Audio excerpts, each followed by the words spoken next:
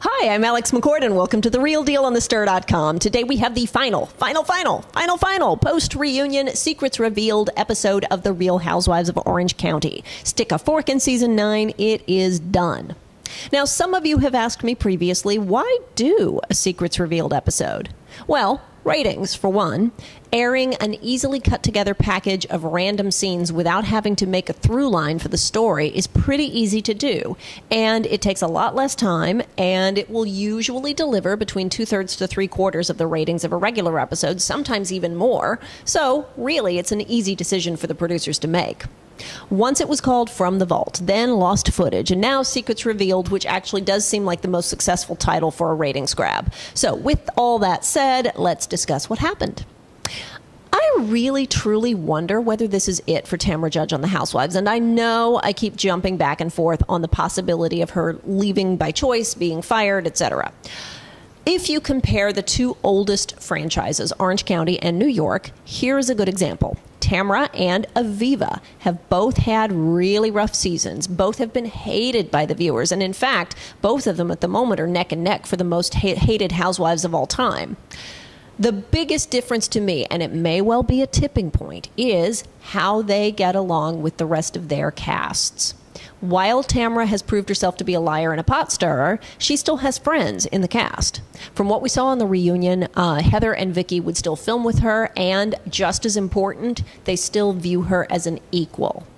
Conversely, Aviva alienated half her cast who won't even touch her, and although Ramona and Sonia rallied around her, they don't treat her as an equal. They treat her as a mental patient.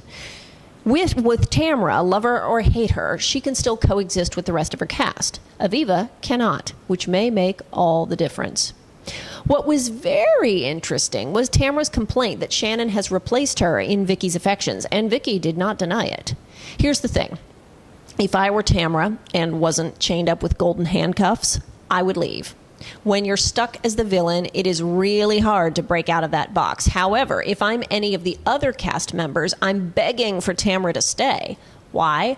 There always has to be a villain, and if the villain leaves, someone else has to step into her shoes, either willingly or not. Here's a question for you viewers. If Tamra were gone from the show, by whatever means it would happen, and if you had to pick a villain from the existing cast, whom would you choose? While you ponder that, let's talk Vicki and Brooks. We all know that bringing Brooks out is always entertaining, and I think part of why Vicki has stayed so long on the show is that whether it's Brooks or anything else, she always rolls with the punches. Vicki can consistently be counted upon to deliver snappy one-liners, such as charging Brooks rent if he moves in with her, and dating other people. That pays lip service to the tabloid reports that came out during the season that she had dumped Brooks and was dating some lawyer. By teasing that she's single, but leaving it at that, she squashes the rumor by confirming part of it. That is PR 101, and that was a smart move. By the footage we saw of Lizzie this episode, I am fairly certain we will never ever see her ever again. We saw a lovely family dinner with all of Lizzie's extended family, and everyone looks well put together and intelligent and loving. And that is the reality TV equivalent of a positive send-off, meaning they liked Lizzie. She probably won't be back, so let's give her this. That doesn't mean that Lizzie might not be on standby in case they can't find any new cast members they like, but I'm thinking she's done. Now, one thing I really did not like, and clearly the producers didn't either, was the additional dinner in Bali. The ladies go to dinner, and everyone is being squeamish about eating duck. I mean, it's duck, not monkey brains. What the producers are doing here is making fun of the cast. Now that I get, a main point of reality TV is to point out contradictions between how people see themselves and how others see them. And this is a textbook example. But it makes everyone look bad. If you're not a vegan or a vegetarian, if you are in fact a carnivore, how can you not eat duck? This scene made the entire cast look close-minded, which apparently was the producer's intent.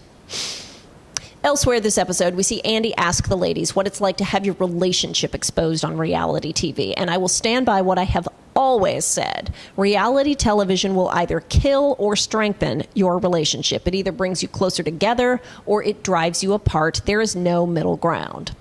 We see that Heather and Terry have grown to appreciate each other more, and on the flip side, Tamra's divorce and custody battle rages on. One interesting relationship point I want to make here is this. Shannon has finished her marriage storyline.